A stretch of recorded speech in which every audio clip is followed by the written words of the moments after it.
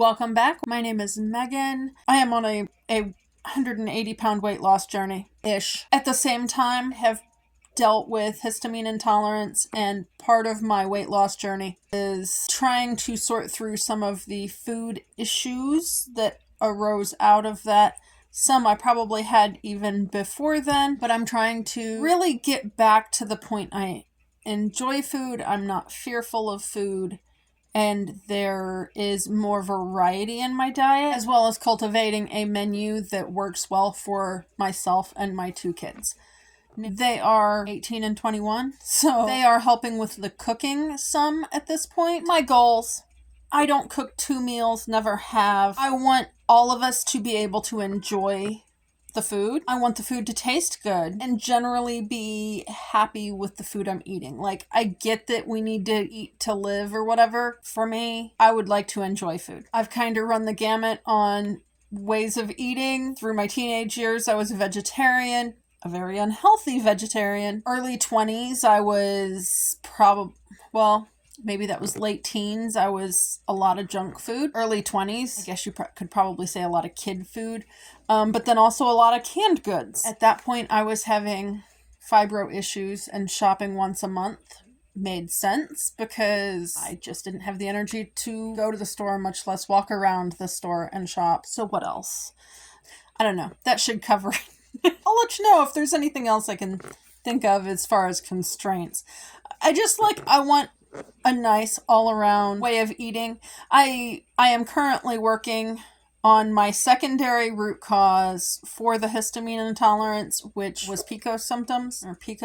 I've never been diagnosed with PCOS. I had PCOS symptoms, but my doctor wouldn't even look at hormone issues unless I was trying to conceive. So I never wound up with that diagnosis, but that's what my symptoms match. My current doctor started with thyroid stuff and basically wound up that the thyroid issues were probably being caused by a feedback loop with insulin, and we did enough testing. I am definitely insulin resistant, which is a major cause of PCOS. My overall goal is get rid of the insulin resistance, but also find a way of eating that is healthy for me, is healthy for my kids because they have their own issues, and then tastes good and that we enjoy. It's easy enough for all of us to keep up with. I'm not quite at 5 ingredient limits, but not far off of it. Just so you understand my opinion on things, I don't think a low histamine diet is a long-term solution. I think it's a short-term solution to get things under control as you jump into fixing root causes. I'm not sure I necessarily agree with a low lectin diet specifically being long-term solution, although maybe elements of it, or being mindful of how things are prepared, kind of like an overall, once you've dealt with histamine, you're going to have a long-term awareness of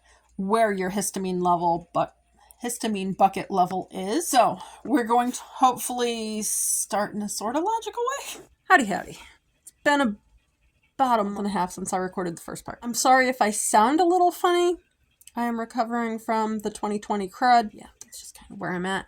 I'm not trying to be fancy with the shirt. I'm just out of clothes, so you're getting fancier.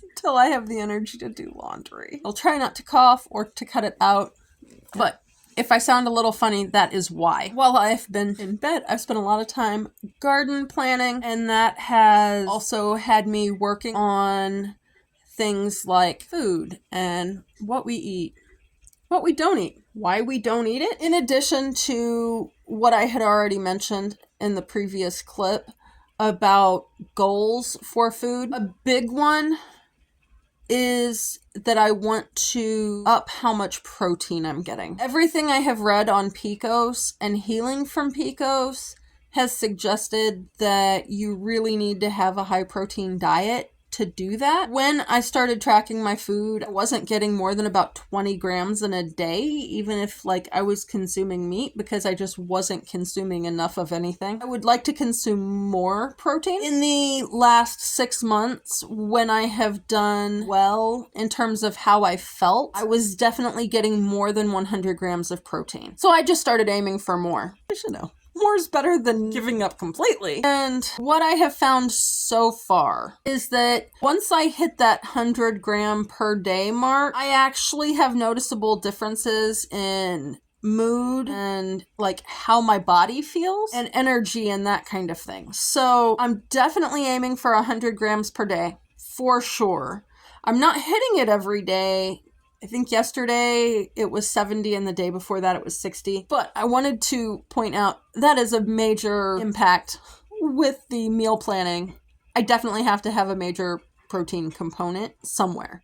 Overall, I'm trying to kind of split that up into 30 grams per meal and then another snack of some sort. But I'm not opposed to like 40 or 50 grams a meal.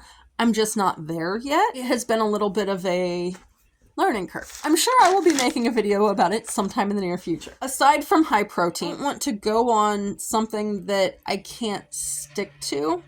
So you're not going to see me going on something like carnivore. I haven't gone on keto, but I wound up in ketosis once. That was a mistake. My God. I was actually trying to do paleo at that point and started having problems with like my body chemistry. I'd be at work and I'd just all of a sudden feel like I was going to pass out, or my blood, and then other times my blood sugar would just completely tank, and I was just kind of all over the place. And somebody I think they were thinking it was actually a food allergy. Anyway, they asked about what kinds of stuff I was eating.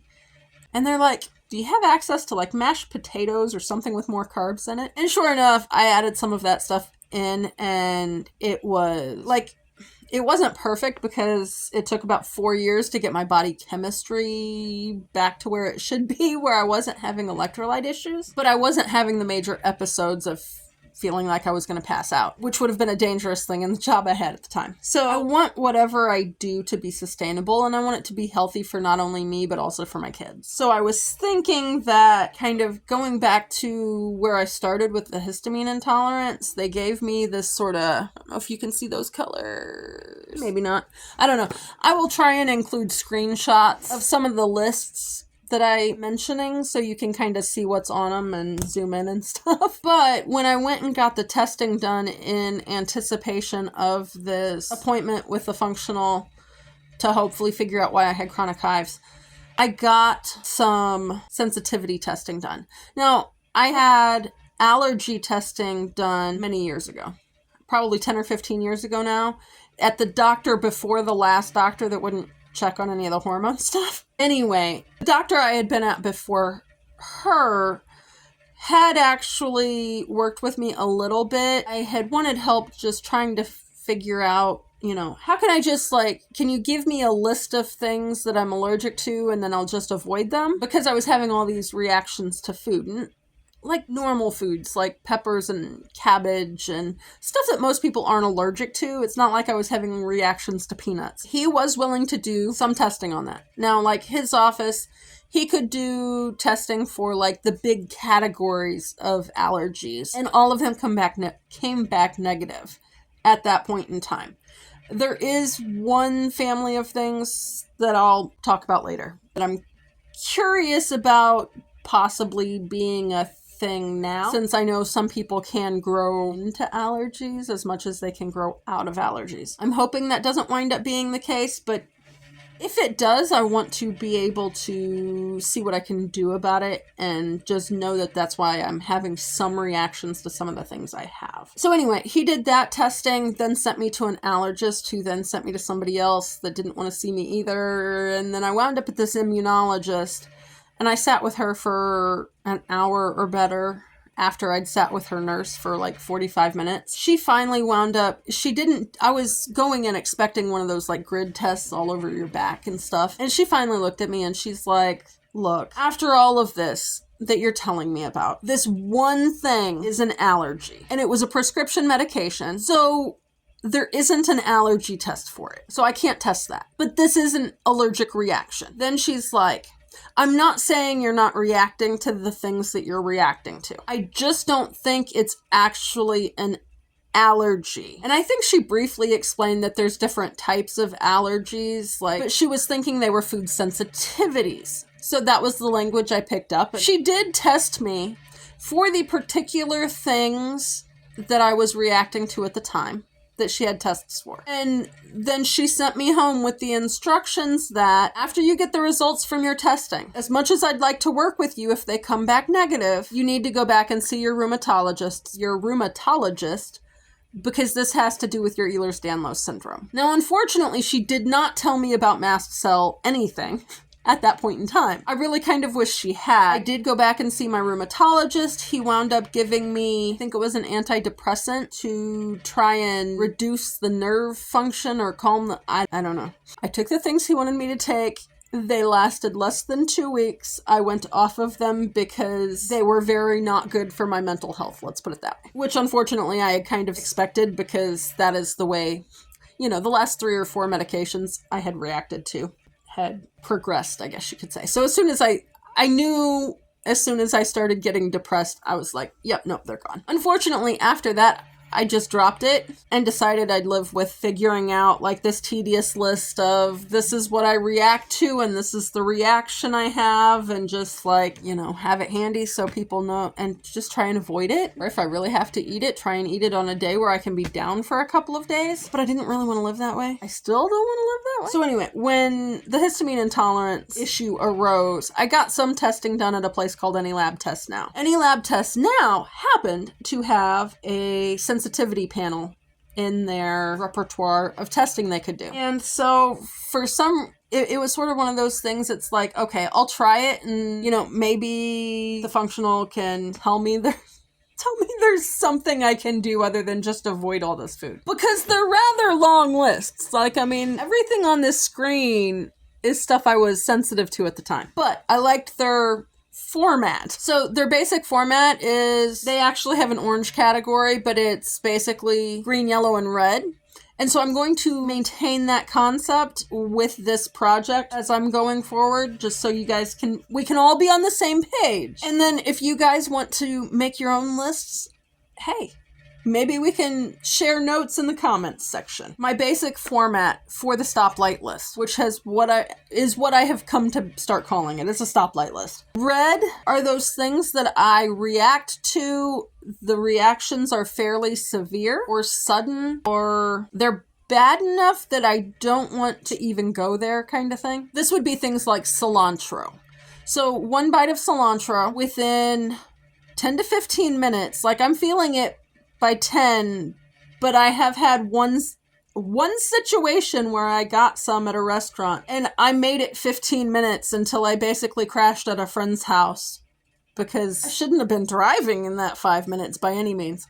But I also didn't want to sit in a parking lot in that part of town alone for 4 hours. So I've got a very narrow window of time. It's fairly easy to wind up with it in my food if I'm eating out. Even if I'm trying to be very intentional, have been very upfront and forward about notifying servers, managers, kitchen staff that I cannot have this item or it will be very bad in terms of reaction.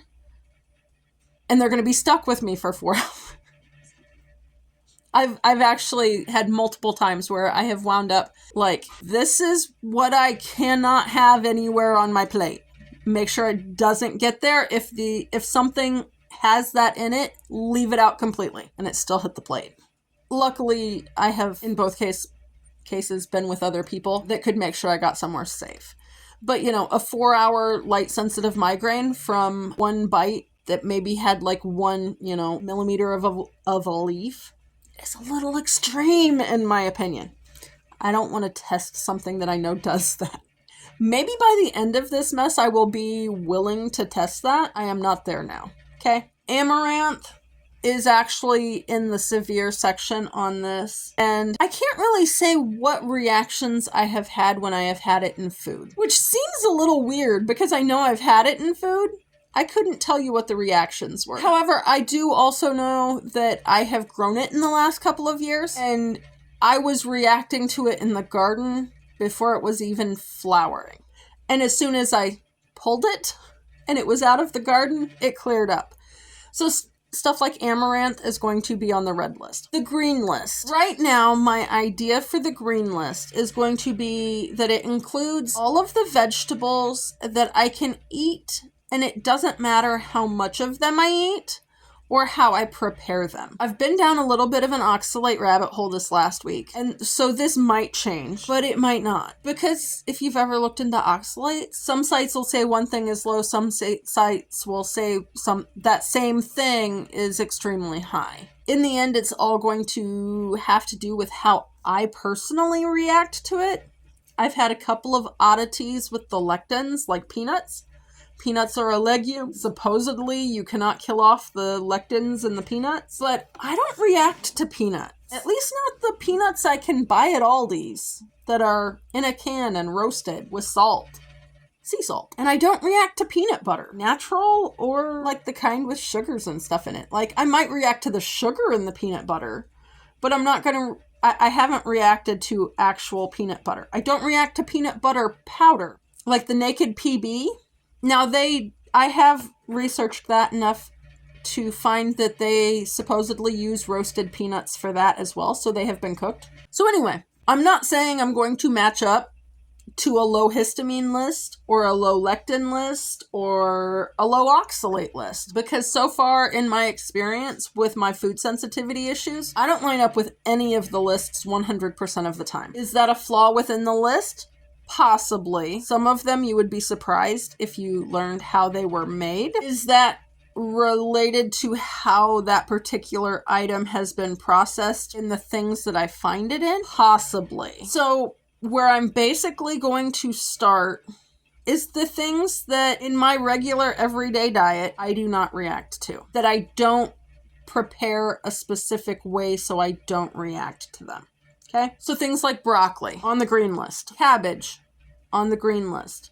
Now, I guess I should say, over the course of the last 6 months, I have seen various people say, well, you should eat more raw vegetables, or you should eat this or that, and this and that about fiber content. I do occasionally eat raw broccoli, do occasionally eat raw cabbage. I do better with those things if they have been cooked, as in like they make me less gassy. Or sometimes if I eat much of them raw, I will get bloated. I think that's just an issue with it takes time to process fiber. And maybe whatever friendly bugs in your gut are needed to process those particular things. I don't have enough quantity. I don't know. Neither of those things is extreme for me. It's more like, maybe you shouldn't eat a half a head of broccoli raw in a span of 30 minutes. Yes, we're going to use some common sense here. Promise. Even if I don't eat it all the time use it all the time when I'm eating broccoli. Anyway, so my average everyday consumption, if I don't react to something and I don't do something special to prepare it so that I don't react to it, it's on the green list. Now, I've now mentioned that twice. What does that mean? There's going to be 2 yellow lists. There's going to be one that is the items that I can have without reaction if I prepare them in a special way or only eat a certain quantity of them or don't eat them as often, if that makes sense. So like tomatoes, for instance. If I peel and de-seed a raw tomato for a tomato sandwich, I will react to it less. I will still react to it a little, okay? Or I can pressure cook it for 4 minutes. Not good on a tomato sandwich at that point, but I can have spaghetti or I can have it in something else. Like one of the things we've been making here lately is an Italian pasta bake. It has tomato sauce in it. So there are things I do make myself not have any increase in pain, increase in digestive trouble to just maintain level. Or I guess, that's one of those things. Tomatoes are considered a high histamine food. I don't have problems with them because I denature the lectins. Will everybody be able to do that? No, but my guess is some people probably can and keep tomatoes. And if you use tomatoes as much as I did before I had histamine intolerance, you might want to do that occasionally. We like our spaghetti. We like our tomato sauce. Yes, I'm willing to pressure cook them in order to be able to eat it. Now, that said, I'm not going to eat something like that every day either.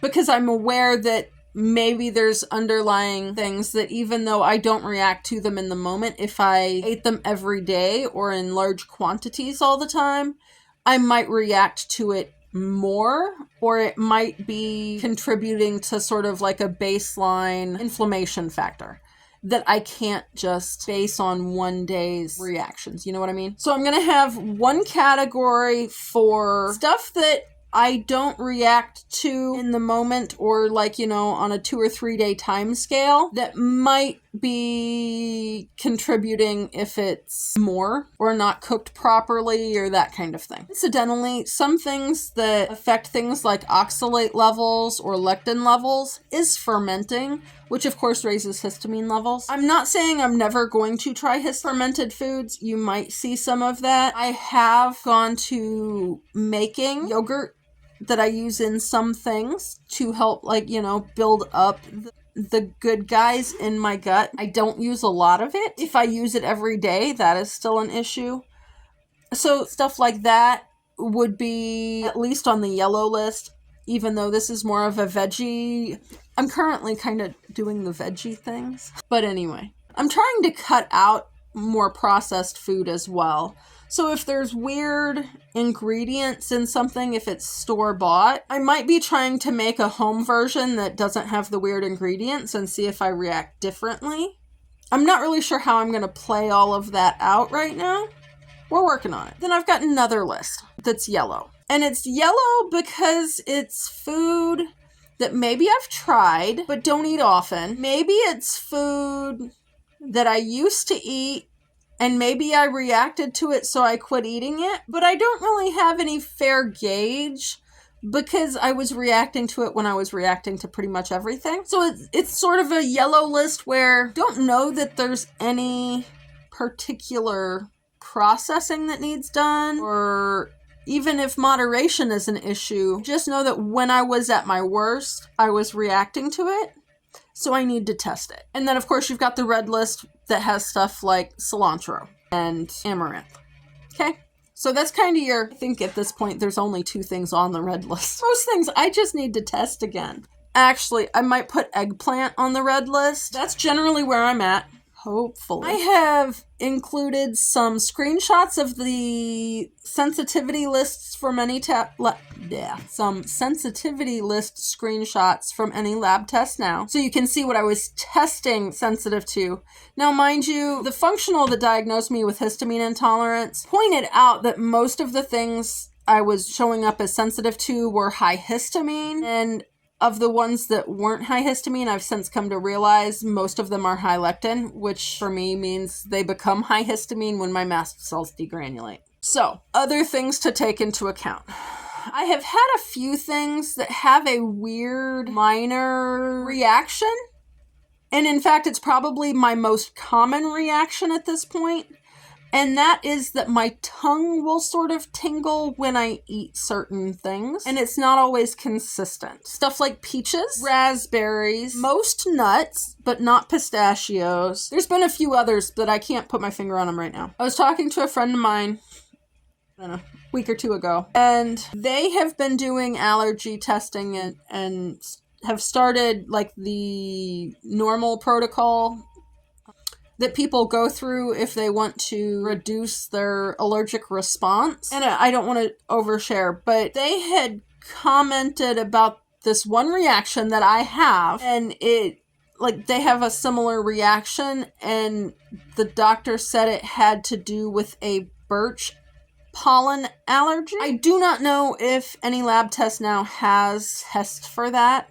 That is something I'm going to be looking into, because when I fell down that rabbit hole, do have the tongue tingly thing, quite a few of those foods. Not all of them, because of course, 100% of something showing, it would be nice, y'all. It would be really nice. Anyway, I'm going to look into that. Apparently, it is fairly common, and that particular family of reactions is called oral allergy syndrome. And it sounds like there might be a couple of other things that can cause it besides the birch pollen reaction. And then when I fell down the oxalate rabbit hole, I realized that quite a few of those foods on quite a few lists say they are high oxalate. Some things that supposedly can help with that particular sort of thing is stuff like cooking it. So like I have reactions to peaches. If I pull one off the tree, wash it, and eat it. I do not have that reaction if I pull